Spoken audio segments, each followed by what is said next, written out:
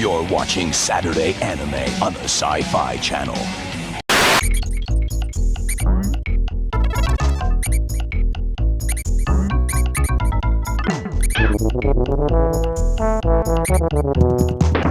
Greetings, this is Reverend Paul, and this is studiochojin RAW. Today, we're going to be talking about Interspecies Reviewers, and let's just get right to it. So, Interspecies Reviewers came out about a year ago, and when it first came out, there was a little bit of controversy because, I guess just long story short, Funimation had licensed the series, they had aired the first episode, and then they didn't know that the series depicted a lot of sexuality and sexual situations, and then after airing the show, they quickly pulled the show. And then I guess there were other networks around the world who followed suit in pulling the show. And it led to this kind of big conversation about, like, did Funimation not know what they were getting into when they licensed the show? Like, how did they not know this show was hypersexualized before they started airing it? That seems a bit odd. And I think it, because it's the internet, it led to a lot of conspiracy theories of people thinking, I don't know, Funimation is trying to, like, bury the show by licensing it and then canceling it or whatever, and then they won't release the rights to any other publisher. I don't know. It became kind of crazy, but I honestly think, there's nothing nefarious going on. I think, if anything, it's just incompetence. We like to think that these companies are super professional and everybody is doing their due diligence when they're licensing a show, but that's probably not the case. They don't know anything about these fucking shows when they license them. All they know is that, it'll make them some money, so it's like, okay, give me that shit. I don't care what it is. And then,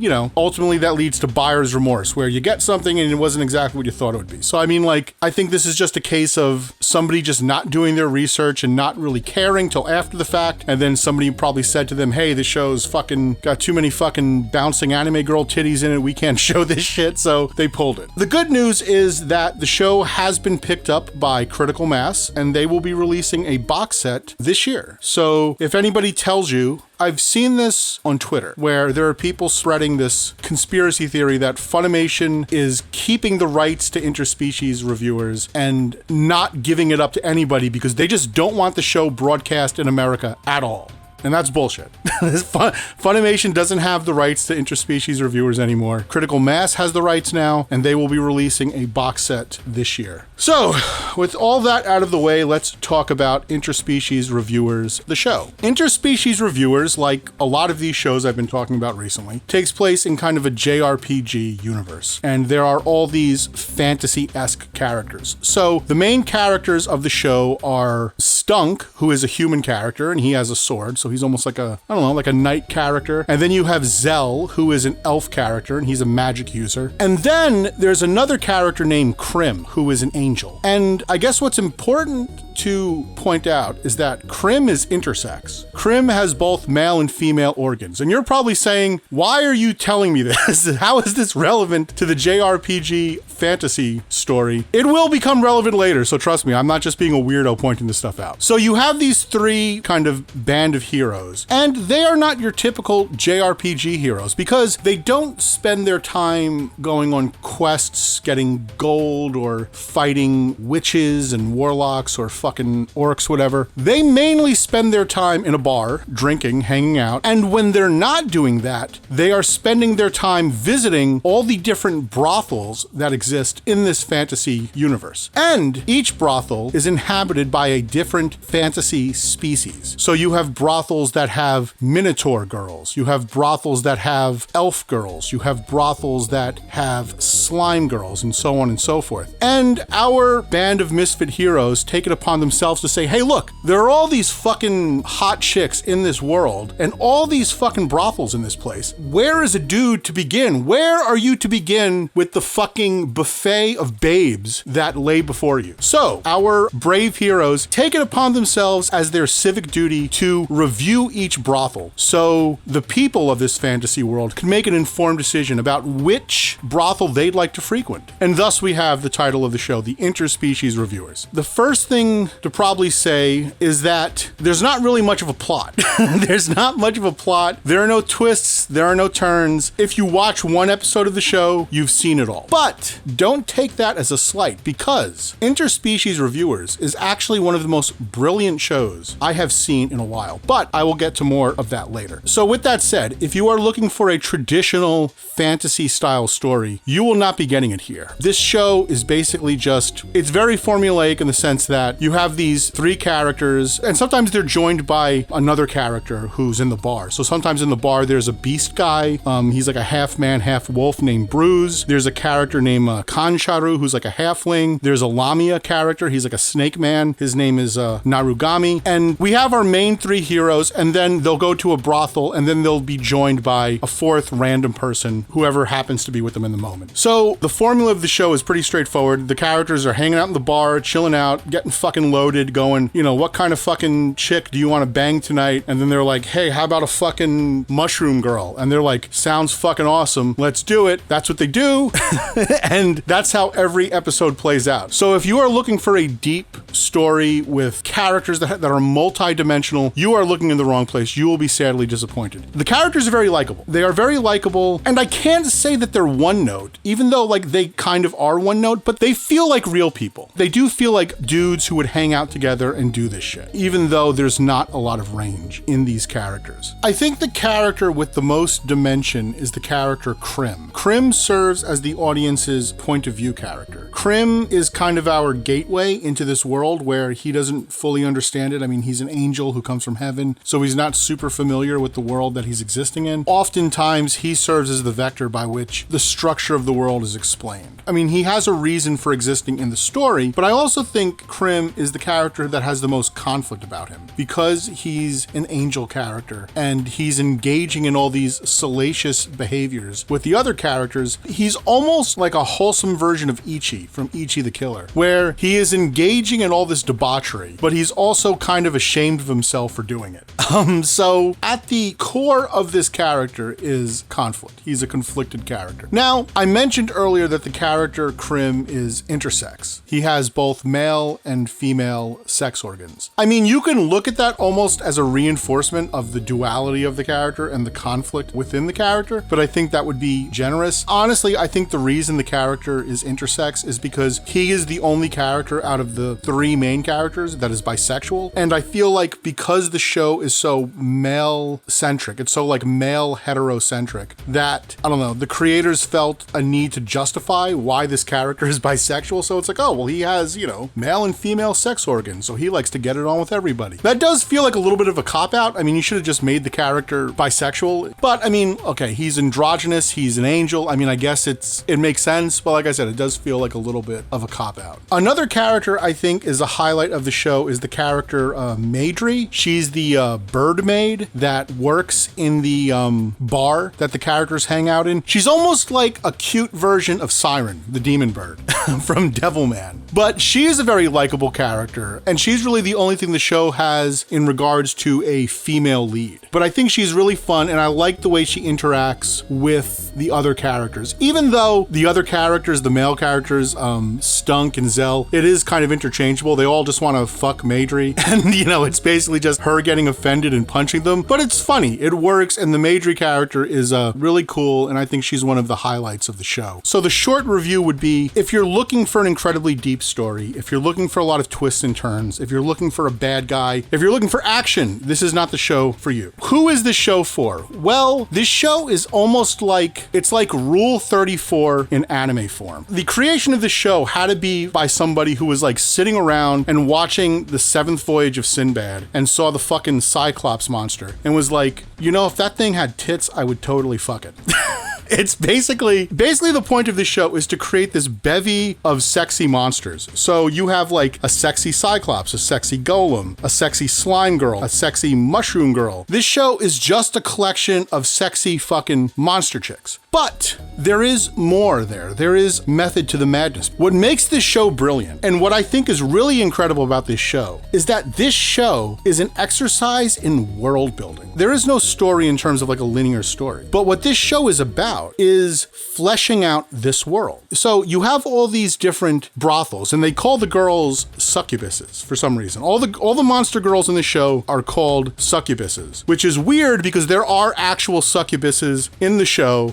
but for whatever reason, they generalize and call all these monsters succubuses. We have all these kind of succubi brothels, and they all have rules and an economic structure, and there is a logic. The show goes out of its way to explain to you the logic of how this universe works. I mean, this is what good science fiction does. Good science fiction comes up with a concept and then follows it to its logical conclusion, you know? So like, what would it be like if memories of a vacation were implanted in your head? Like, what would actually be the repercussions of that? This is what this show is doing. This show is asking the question, what would a world with all these different fantasy brothels be like? What would be the rules? What would be the things people were interested in? That's where the show becomes really, really interesting. So we get into the economics of the world. There's one episode where we discover that there's an egg fetish where, like, you know, you have bird girls and lizard girls, and there's a fetish in watching them lay eggs. So the characters go to this brothel where egg laying chicks are at. And then the story explains to us all the different things that happen. Like, okay, you have to pay a cover to go into the fucking brothel to watch the chicks lay the eggs. They're not going to guarantee you that an egg is going to be laid, because sometimes a girl doesn't have an egg to lay. But, you know, you can sit around and wait for them to do it. And then when the egg is laid, there's an auction to sell the egg to the different people. This is how the women who work for this brothel make their money. And the brothel makes money just by the cover fee. Already, this is like tons of information that another show would not go into, the logistics of how this egg-laying brothel works, and addressing the idea that in this fantasy world, there are these weird fetishes that people are monetizing, just like you have in real life. And they even have a vending machine in here that spits out generic eggs, just like, you know, in Japan, they have those machines that spit out generic panties. I mean, another interesting thing that happens early on is they go to a fairy brothel with like these little fairy girls. As soon as you say that, if you tell somebody, okay, there's an episode in here, they're gonna go to a fairy brothel with little miniature fairy girls and they're gonna try to bang fairy chicks. All of our brains are going to the same place, going, how the fuck is that gonna work? Well,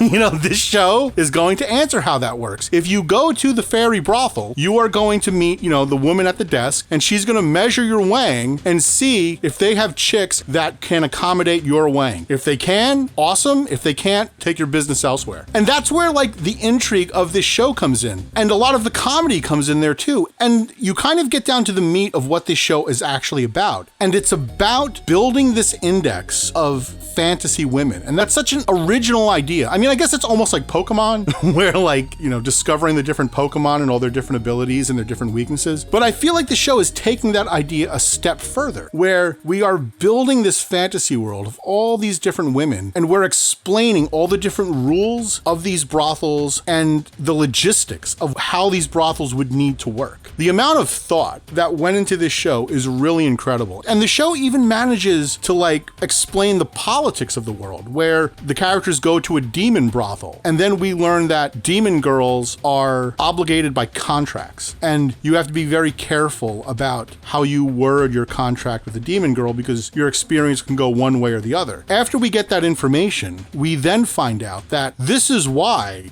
demon girls, or maybe just demons in general, are the best politicians, because if they make a promise, they have to keep it. And it's like, oh my God, this is fascinating. And part of the reason for the demon brothel to exist is to create good PR for demon candidates. You know, demon candidates in this world are trying to run for parliament, and they have bad PR because they're demons. Everyone just assumes they're fucking fire and brimstone. They don't know that demons are actually incredibly honest, are forced to be incredibly honest. So this brothel acts as a PR campaign to get the word out there. And it's like, it's incredibly amount of thought that went into the details of building a logical world. I mean, that's the thing I have to say about this. Everything in here makes sense, which is why I think it's secretly a brilliant show, because it is not a show that is about telling a compelling story. It is a show about building a convincing world. I think the two biggest strengths of the show is the tone and the art style. I think the show works as a comedy. It's really funny and it's really entertaining. It doesn't have the range of something like Dorohedoro does. Dorohedoro, I mean, it's probably one of the best comedies I've seen in a while. But I think Interspecies Reviewers works as a comedy. The only problem, I guess, you could see with it is that it's all like sex comedy stuff. It doesn't really go beyond that. So I guess for some people that might get tiring. But overall, for me, I found it entertaining. entertaining. The other thing that I think is really great about the show is I think it has a really strong art style. I love the designs of these monster girls. They're all very different and all very unique. The art style of the show reminded me a lot of the art style in the Shantae video games, and the Shantae video games are awesome. They're probably my favorite like modern platforming games. And so yeah, I really love the art style in here, and the show has the strength of its conviction to go all the way with its concept. So you will have like sexy girls that are just chicks with pointed ears, and then you will have full-on skeleton girls that are just fucking skeletons. So I mean, there is a huge range in there between where the girls are just cute, like almost like cosplay girls in like outfits, but then they turn into like real monsters, which is crazy. There are even like full-on furry girls, like the hyena girls in here. So I mean, there really is a huge range of different kinds of character designs, and I think that's really cool. Now, because of the nature of the show, because it's about these dudes going to all these different brothels, the show does leave itself open to criticism. You know, people can criticize the show for being sexist or misogynistic. I don't think the show is a misogynistic show. I think it's a show that is celebrating sexuality. The male characters treat all the female characters with respect. It's made very clear in the show that the women that work in these brothels are professionals, and there are rules and they have agency. There are things that you can do and there are things that you can't do. The show makes it very clear that these women in these brothels are participants who are enjoying the sexual experiences along with the male characters. There's definitely a debate to be had whether this is like a straight up hentai show or overly sexy show. I mean, honestly, I think the best way to classify this show is like it's erotica. It's not like super detailed in like the sex scenes, but it is going like right up to the line, and it is super suggestive. And that's actually where like some of the comedy and creativity of the show comes in. They won't show a full out sex scene, but they'll have like a prolonged scene of like a salamander girl sucking on a sausage, or they'll have like these like mushroom girls licking these little mushrooms, or my favorite, the succubus girl rubbing a bottle of lotion between her boobs, and then the lotion explodes into her face, where it's like, you know, we know what this is supposed to represent, but it's like, it's having fun with its sexuality. If you were to just show the sex, it would be porn, which is great. I love porn, but the fact that it's doing these innuendos and it's playing around with it, and it's kind of dancing around, you know, showing overtly sexual stuff. Well, I shouldn't say overtly. It's dancing around showing completely explicit sexuality. That's what makes it entertaining and funny. Where like, oh my God, like where are they going to go with this next? What I liked about the show, I don't know if this is intentional or if this is just the way reviews work in Japan, but what I really liked was the fact that when you look at their reviews, the way the reviews are laid out, it looks like the reviews in a Famitsu magazine. I don't know if that's intentional. Is that a reference to Famitsu magazine, or do like all Japanese magazines that do reviews, do they all look like that? I mean, as somebody who loves fucking old school video game magazines, I want to think it's a reference to Famitsu. I want to think that these guys are old school fucking gamers who grew up reading Famitsu magazine, and they're putting that reference in there, you know, as a nod to all of us who love fucking old school video games. I guess I would be remiss if I didn't talk about my favorite succubus girls. I guess hands down the obvious one for me would be the Minotaur girls. I mean, I'm the creator of fucking breast gladiators. Of course I would love the fucking giant boob Minotaur girls. They're awesome. I love the Minotaur girls so much, like I'm totally gonna fucking steal that idea and put Minotaur girls in my comic. Like that is awesome. Minotaur girls, really cool. I also like the Cyclops girls. They're so fucking weird looking. They're cute.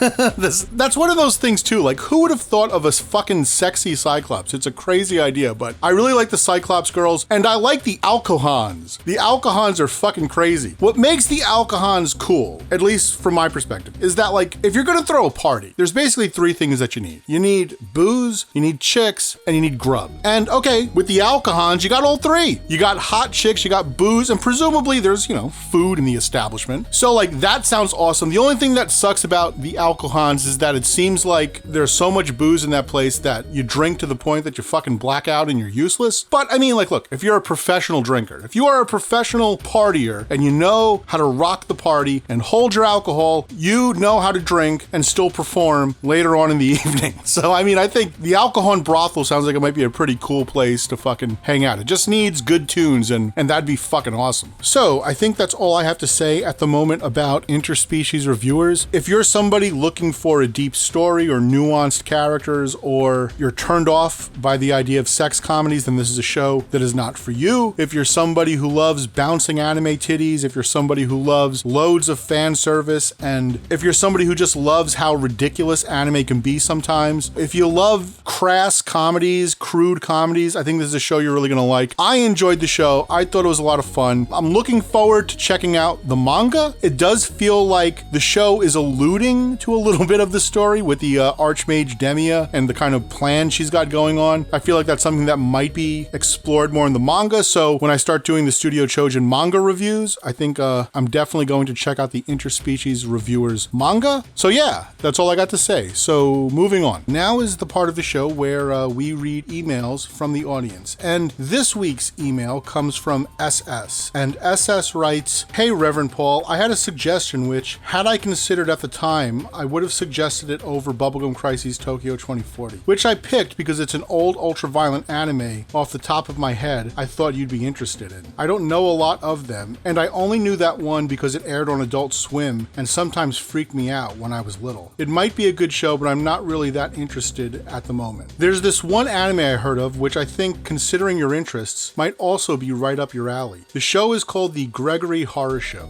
It's this horror anime that was entirely done in CG and has you going through this creepy hotel through the point of view of the main character. Literally, since it's always from the first person perspective. It has a bit of a following on the internet because of its characters and the psychological representation each one had. It might be interesting to hear your take on it, i.e. personal dissection of the series and what it's trying to say. Each episode is 2 minutes long and it ran for 3.5 seasons. As an aside, I was also thinking of what you should do if you decide to do another response to Bennett the Sage. While there were a few reviews he did that I was considering where he trashes many popular anime because they don't fit his preconceived notions of what anime should be, like Ranma 1/2 and Fruit Baskets, there's also this one review he did for Batman Returns, which he trashed because he thought Tim Burton was overrated. So he just trashed it to spite people who liked the movie. And like you said, while it's his right to like or not like something, he should maybe put his own biases aside and judge the film on its own merits, instead of what he personally thinks the film needs. I couldn't even finish the review the first time I saw it.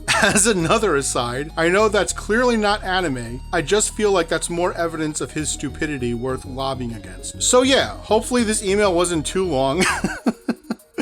And that you'd be willing to take my suggestions into consideration anywhere in the near or far future. Considering how long the second Bennett the Sage video took, I'm not going to demand that you get it out as soon as possible. Do whatever you think is necessary, and hopefully it'll make for a damn good video. Thank you, SS. Thank you, SS. That was a little bit of a mouthful, but I appreciate the letter, and you had a lot of really good information in there. First off, I want to say, I like Bubblegum Crises Tokyo 2040. That show is cool. It's not as good as the original Bubblegum Crises. The original Bubblegum Crises is fucking awesome. And I've been toying with the idea of doing a episode by episode review of the original Bubblegum Crises, just because I think that would be fun to do. I was rewatching it recently, and there was a part of me that was thinking about it would be fun to dissect every single episode of this show. I don't think anybody's ever done that. And so that's something I was thinking about doing. And yeah, I mean, I love the original Bubblegum Crises, and at some point I will get to talking about Bubblegum Crises Tokyo 2040. I like that show too, even though I don't know that it's as good as the original Bubblegum Crises. As for Gregory Horror Show, that was a show I had heard about off and on. I didn't really know a lot about it, but I've heard a lot of good things. And in preparation to answer your question, I went on YouTube and I watched some of the episodes, and it's a really interesting show. I mean, it seems like it's deceptively simple, almost like it's it's this kind of crude FMV video game kind of thing. But, when you start to dig deeper, okay, there actually is something interesting going on here beneath the surface. So, I mean, I haven't delved into the Gregory Horror Show community, if there is such a thing, but it's definitely something I think I should look into. It seems really interesting. So I appreciate you bringing that to my attention. As for Bennett the Sage, at the moment, I have no Bennett Part 3 planned, but in the next couple of months, there will be a Bennett 2.5. So that's all I'll say about that. The days of talking about Bennett, unfortunately, are not over. I will get to him again. In regards to Batman Returns, I have not seen Bennett's review of Batman Returns, but I'm sure it's probably terrible because all of Bennett's reviews are fucking terrible. I hear he's better now. I don't watch his videos now, but I hear Bennett does better videos now. But from the Bennett videos I've seen, they've all been awful. I'm sure he's done a terrible review of Batman Returns, but I will say, I am not a fan of Batman Returns. I am somebody who grew up with Batman Returns Returns. When I was a kid, I liked Batman Returns better than the original Batman. But Batman Returns was one of these movies that the more I watched it, the worse it got. There are some movies, like Conan the Barbarian, that gets better every single time you watch it. The Matrix is the same way. Batman Returns is the opposite, at least for me. Batman Returns got worse every single time I watched that movie, to now it's to the point where like, this movie is terrible. This is one of the worst fucking movies like I've ever fucking seen. I mean, the movie is weird. It's a fucking weird movie. And like, the more you delve into it, the more none of it makes any sense. And like, it is funny because that's a movie that has had this like renaissance of people who want to defend it as this awesome film. And it's like, that movie is so fucking weird. And it's like, and I'm not saying that as someone who's like some fucking Christopher Nolan diehard. I grew up loving that movie. I thought that movie was awesome. And then the more I watched it as I got older, I'm like, there's so many things about this movie that doesn't make any fucking sense. What does a mayor have to do with building a power plant? And why would you build a power plant that sucks the city's power in order to sell it back to the city when you already know the city has a surplus of power? Why would they buy it? Why doesn't Max Schreck just run for mayor himself? He's known in the city, he's respected. Why does he find this weird bird guy who lives in the sewer to be like, ah yes, you're the perfect mayoral candidate? None of this makes any sense. Anyway, I digress. I'm going off on a tangent here. But thank you, SS, for the email. If anybody else out there is interested in sending me an email and wants me to read it on the show, send me an email to studiochojin@gmail.com. Make the subject raw, and I will read your email on the show and I will respond to it. So anyway, I think that wraps up this week's video. I want to thank everybody for checking out the video. I want to encourage you to join the unholy army of the night. Subscribe to the channel, like the video. If you want to support the channel, you could always go to Ko-fi. I have a Ko-fi account. You could donate anything you want. If you can't donate anything, I appreciate you watching the video and checking out the channel. So once again, this is Reverend Paul saying, until we meet again.